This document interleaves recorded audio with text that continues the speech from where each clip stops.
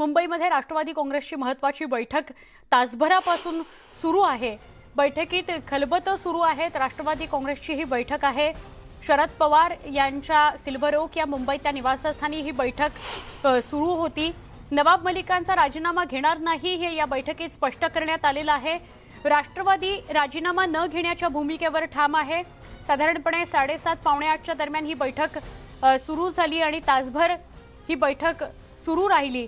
सूत्रांनी न्यूज 18 लोकमतला माहिती दिली आहे की या बैठकीमध्ये महत्त्वपूर्ण निर्णय घेण्यात आलाय, तो म्हणजे नवाब मलिकांचा राजीनामा घेतला जाणार नाही यावर राष्ट्रवादी काँग्रेस ठाम आहे। राष्ट्रवादी काँग्रेसचे मुंबई अध्यक्ष मात्र बदलले जाणार आहेत। नवाब मलिकांऐवजी ती जबाबदारी आता नव्या नेत्याची असेल। शरद पवारांच्या निवासस्थानी ही मंथन पार पडलेलं आहे। राजकीय घडामोडींवर या बैठकीत चर्चा झालेली आहे। आमचे प्रतिनिधी प्रशांत बाग यांच्याशी आपण सविस्तर बोलूया। प्रशांत, या बैठकी संदर्भात काय सांगाल? अशी आशा व्यक्त केली जातच होती की काही महत्त्वाच्या गोष्टींवर या बैठकीत चर्चा होईल, काय अपडेट? सोडा नक्कीच महत्त्वाच्या 3 विषयांवर या बैठकीमध्ये चर्चा सुरू होत असल्याची माहिती आपल्यापर्यंत पोहोचते। एक म्हणजे की मुंबई कार्यकारी अध्यक्षपद, नवाब मलिक यांचा राजीनामा या विषयावरनं उठलेलं एक वादळ आणि पेनड्राईव्ह या प्रकरणावरनं अधिवेशनातला प्रत्येक दिवस किंवा ज्या पद्धतीनं विरोधक मागणी करताय, आग्रही आहे, आक्रमक आहे, वेगवेगळ्या प्रकारचे पेनड्राईव्ह बॉम्ब फोडताय, अजून एखादा पेनड्राईव्ह बॉम्ब अपेक्षित आहे येत्या 2 दिवसात। मग त्या पार्श्वभूमीवर राष्ट्रवादी काँग्रेसची रणनीती कशी असली पाहिजे? आता याच्यामध्ये एक तांत्रिक मुद्दा सुद्धा येतोय। खरं तर महापालिका निवडणूक पार्श्वभूमीवर नवाब मलिक यांच्याकडे असलेलं कार्यकारी अध्यक्षपद हे कोणातरी योग्य व्यक्तीकडे देणं ही अत्यंत महत्त्वाची गोष्ट आहे आणि याचाच निर्णय या बैठकीत होऊ शकतोय अशा प्रकारची माहिती आपल्याला समजली आहे। पण नवाब मलिक यांचा मंत्रिपदाचा राजीनामा या विषयावर अजूनपर्यंत कोणतीही ठोस भूमिका घेतली जात नाही। पण लोकांचे प्रश्न अडचणीत येऊ नये, लोकांची कामं खोळंबू नये याकरता त्यांच्याकडे असलेल्या खात्याचा कार्यभार हा इतर कोणाला देण्याबद्दलची चर्चा मात्र या बैठकीत सुरू आहे। याबद्दल एक निश्चित निर्णय होऊ शकतो, कारण 2 महत्त्वाच्या गोष्टी असतात की याच्यामध्ये एक तांत्रिक मुद्दा सगळ्यात महत्त्वाचा आहे की जर का मंत्रिपद म्हणजे एखाद्या मंत्र्याच्या सहीमुळे काम खोळंबलं असेल तर राज्यपाल सचिवांना विचारू शकतात। हा तांत्रिक मुद्दा समोर येऊ शकतो।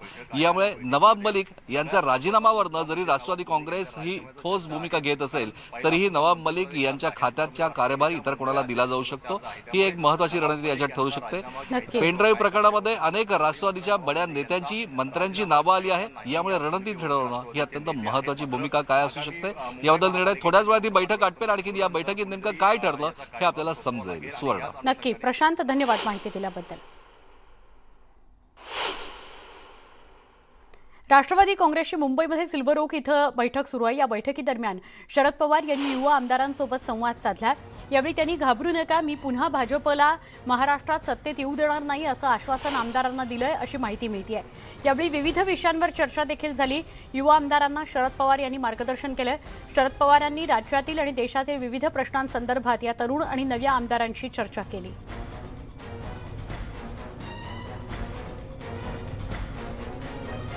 शरद पवारांनी मोठं विधान केलेलं आहे।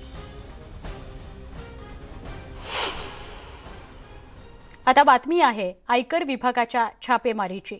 महाराष्ट्रातील 8 मार्च रोजी टाकण्यात आलेल्या आयकर विभागाच्या छापेमारीत मोठे खुलासे झालेले आहेत। एका पक्षाचा बडा नेता आयकर विभागाच्या रडारवर असल्याची माहिती मिळते आहे। राजकीय पक्षाच्या जवळच्या व्यक्तीवर छापे मारण्यात आल्याची माहिती आहे।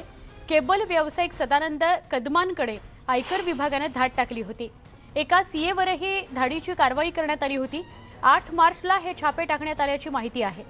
मुंबईसह राज्यभरात 26 ठिकाणी छापेमारी करण्यात आली होती। जमीन खरेदी प्रकरणी मोठी कारवाई करण्यात आली आहे। जमीन खरेदी करताना बनावट कागदपत्र तयार करून अपहार करण्यात आल्याची माहिती आहे। बनावट कागदपत्र तयार करून 27 कोटींचा अपहार करण्यात आल्याची माहिती समोर येते।